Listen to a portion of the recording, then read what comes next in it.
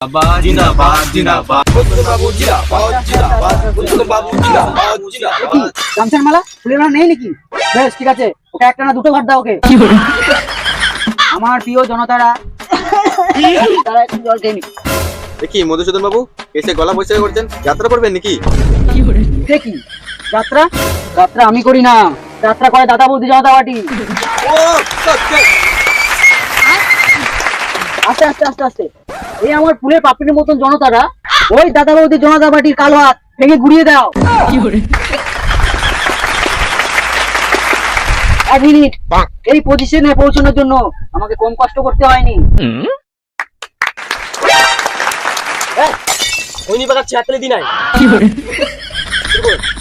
এই দাদা বৌদি জনতা পার্টি মিলাল বাবু একটা প্রতিশ্রুতি দিয়েছিল, সেটা হচ্ছে এই পশ্চিমবঙ্গের বুকে ফুটবল খেলার ফিফা ওয়ার্ল্ড কাপে একটা স্টেডিয়াম করে দেবে, কিন্তু মিলাল বাবু সেই প্রতিশ্রুতিটা রাখতে পারেনি, সেটা ভাষণ হয়ে থেকে গেল।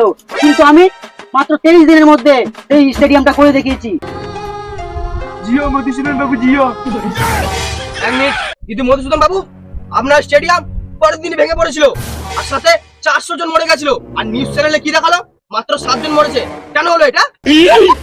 ওই শালা বিরোধী পার্টির লোক, ওকে সাইডে নিয়ে গিয়ে পকেটে 200 টাকা গুঁজে দিন। না না, যা হয়েছে ভালো হয়েছে, ভালো হয়েছে।